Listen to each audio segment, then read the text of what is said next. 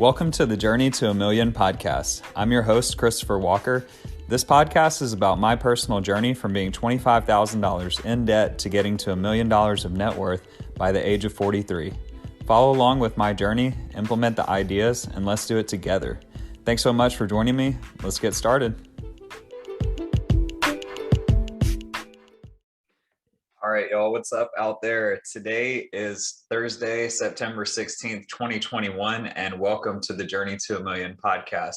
So what we've been doing lately is doing the sports betting versus investing challenge and seeing how that plays out over the course of a football season. I honestly was expecting a little bit different results, but it's been a fun exercise. And so, looking at the markets today, altcoins have gone down slightly since last week, and then Bitcoin is starting to rise up again. So what usually happens is we see Bitcoin go up a little bit, and then the altcoins, like in the biggest market cap altcoins, will soon follow after that. Cardano kind of moves on its own, and then from after the large cap altcoins, the smaller cap altcoins start to move too. So we're in kind of a interesting stage. I think we're gearing up for a big move. But if you looked at going into last week, the first week we had actually made $50 in our investing account. Then the next week it went down $50. We were basically even. And then this week we are actually down almost $50. So we've gone from being plus 50 to almost down 50 here. Cardano is currently at 245. And then Solana has gone down to 155.25. Mana Decentraland has gone down to 85. That's a little bit lower than last week, just 1 cent. XRP has been the same at 110, and then Stormex is down slightly at 0.034, 3.4 cents. So all that together puts us at $952.75 in our account, putting us down about $47 from where we started. Not great, but it's still very early. Keep in mind, this is only week 3 now of college and week 2 now of NFL. But if we transition that over to our sports betting account, remember, again, this is imaginary money, just for legal issues. So last week we actually took the Bucks and the Rams in a 7-point teaser. The Bucks moved out to -9 and won by 2, so that one pushed, so that bet canceled. What we did was update that to the 49ers and Rams. So we brought the 49ers to -0.5 point, Rams to -0.5 point as well. All they had to do was win the game, risking 65 to win 50. 49ers had that game easily in hand, and then let the Lions come back all the way to within. They got it down to 8 points and had a chance to tie it, but I wasn't really worried about it because unfortunately for Jared Goff, I have yet to see him deliver in a big moment like that. So I was like, if he does it now, then, that's great. But it's one of those things that just didn't happen. And then the Rams took care of business, 34-14. That was an easy cover. I didn't expect it to be that easy, but they were in another league compared to the Bears. And I actually am kind of looking at the Rams as my Super Bowl pick this year, because I think with the addition of Matthew Stafford and the defensive improvements, I think they've been very close for a long time. And I know that Sean McVay says, if I'm going to make it back to another Super Bowl, I am going to need a quarterback. And so that's why they went and got Stafford. And you could see right away it was a completely different team. They just look like a lot more dangerous. And so I'm very excited for Matthew Stafford. I think he's in a potential to have his best career season ever, not just statistically, but just, in terms of wins and actually getting to the farthest he's ever been in the playoffs. So I definitely think the Rams are in that perfect position of falling just a little bit short last year, maybe by 1 play or so, to go to they couldn't really get past the Packers. But I think with a better QB to control the ball a little bit better and that defense, I do think they're in a great position. So I think if you said, who's going to be your NFC championship today, Bucks versus Rams, I'd love to see that. All right, next up, we had Oregon and Ohio State. That was an over 63.5. We bought it down from 64 to 63.5, and then risked 60 to win 50. We lost that one. This is our only loss of the weekend. We lost it by 0.5 point. It was 35-28, almost went to overtime. And of course, if it did, the over would have gone way, way, way over. It would have already hit plus could have gone into the hundreds of points, um, potentially. But it just seemed like Ohio State's QB just was kind of holding the team back a little bit on this day. Oregon's defense was shutting him down, and he was locked on to specific receivers. I remember there was one time he had a tight end just kind of flash wide open for an easy hit on the first down, but he was just looking in a complete opposite direction at a wide receiver that was double covered, still tried to throw it to him, and just wasn't even close. Meanwhile, you have a wide open tight end, so there were a lot of plays that Ohio State could have made, I think, to tie the game, and it just didn't work out. But it was a fun game, and we only lost by half a point. But we lost 60 on that one. And then we also had Iowa plus 4.5 against Iowa State. And then that was a game where they also said that Iowa State, shouldn't have probably been favored, that they were -4 when Iowa looked like the better team. We took Iowa plus the 4.5 in a rivalry game, and it paid off as Iowa won 27-17. So that was an easy cover as well. And then Texas at Arkansas State. I didn't think this one was going to hit. I think our one that we took was 55.5 and it was 56, but it looks like this one actually moved out to like plus or 57.5. So other people were taking the over as well. It didn't look good as the score was like 16-0 in Arkansas, I think, at halftime. So I kind of was like, yeah, it's probably not going to happen. But then I looked at the score the next day, and somehow it was 40-21 final score. So that was a good win. So that was 3-1 again. So in 2 weeks of taking games, we've been 3-1 both weeks. And so at this point, I feel pretty confident. My only concern with that is that when you feel too confident, sometimes that's when you start to make mistakes, because you just look at it. Last week, I didn't feel that confident. I just said, hey, I only like these games. I only was going to take one game, and then just took 3 other games because CBS happened to like the same games that I liked on their little segment. And I wanted to watch that again, but I forgot to do it before I started the video. So I'm just going to go with what I liked. So let's take a look at the games for this week. Oh, and in that account, the first week we won 80, and then the second week we won 90. So right now we're plus 170, up 17% from our 1,000 that we started with. So we're actually looking pretty good in that one, 6-2 so far in the season. All right, so if we look at the games this week for NCAA, let's see what we liked. All right, so the first game we're going to take is actually Auburn, and they're playing at Penn State. Both teams are 2-0, and that game is in prime time at Penn State. So Auburn is currently minus or +5, and so we're going to take Auburn plus 5.5. I don't feel super confident in this one, but this does hit my philosophy of SEC teams versus other non-conference opponents. And I think this one, Penn State is going to be very up for this game. I don't think Auburn is this extremely strong team on the road like in Alabama necessarily. And I think they could definitely lose by a touchdown in this. But I think if it's a close game, I do like getting the points. And I know Penn State did beat Wisconsin, and it was a very close game, but I do think Auburn is probably a better team. And I think in terms of physicality, I'd like to see what Auburn can do compared to Penn State. So we're going to take Auburn plus 5.5 by the half a point, of course, risking 60 to win 50. All right. Next game is Central Michigan at LSU. And I like this over in this one. It's 61. I think Central Michigan will be able to put up about 17 to 21 points. And I think LSU will be able to put up about 42 or so. So it could be close, but I like this game with the potential of being over because it's a primetime 6:30 p.m. game in LSU. And I've noticed a trend in those games in LSU. It tends to be kind of a more rowdy environment, of course, and then you get more points and more energy in the game.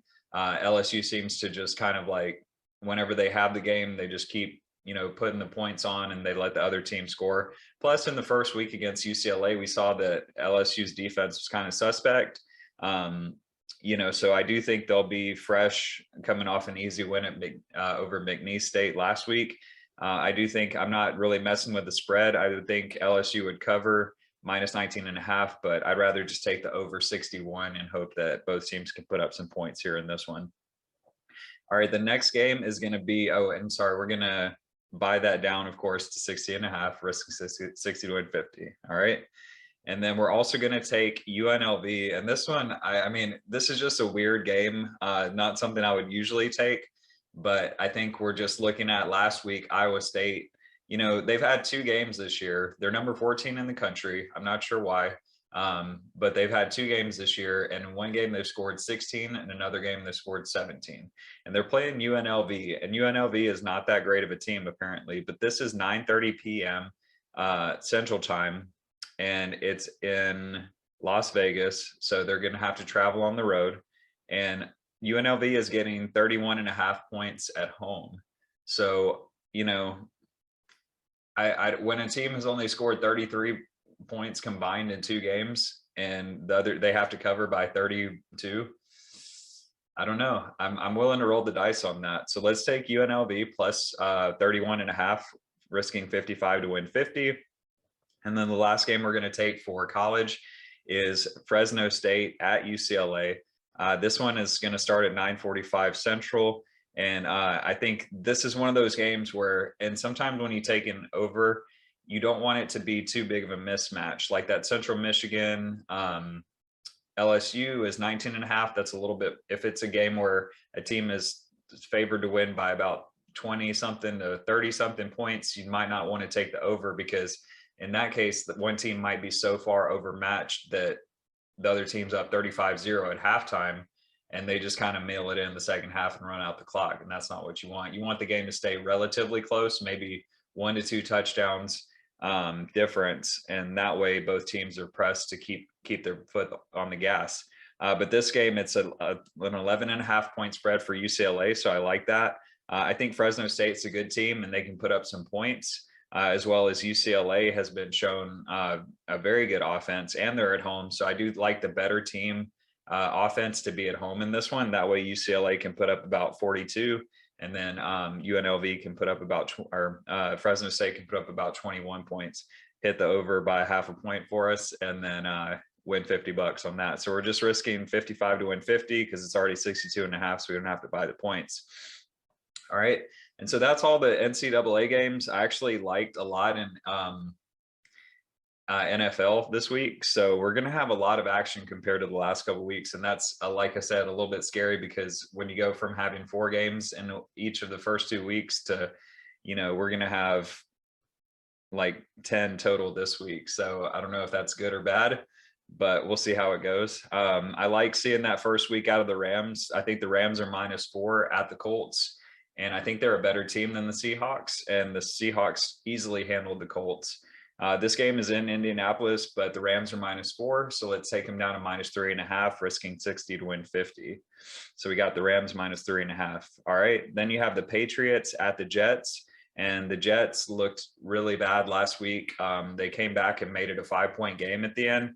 But the Patriots, I think after losing last week, they probably could have won that game if not for a couple fumbles. And I think that this week they'll be able to easily handle the Jets. And so they're -6. Even though it's on the road, I think it's just going to be an easy win for the Patriots. And then we'll take them risking 60 to win 50, buying it from -6 down to -5.5. All right. Next up, you got the Raiders and the Steelers. This one is at the Steelers, and the Steelers are -5.5. I like just taking the Steelers here. My initial pick was going to be on the over 47, but I'm not really sure how Derek Carr will be able to move the ball against the Steelers with their really good defense.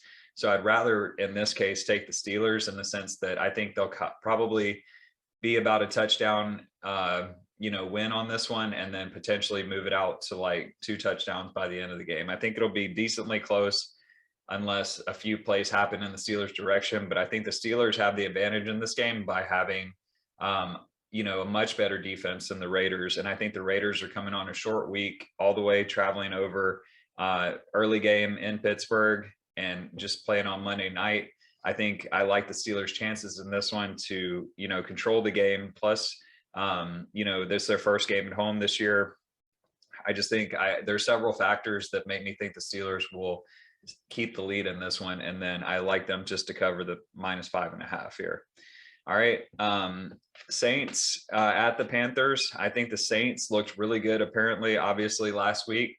They're -3. I'd like to take them down to -2, risking 60 to win 50 against the Panthers. I think the Panthers got a very easy first week, but they aren't that great of a team, in my opinion.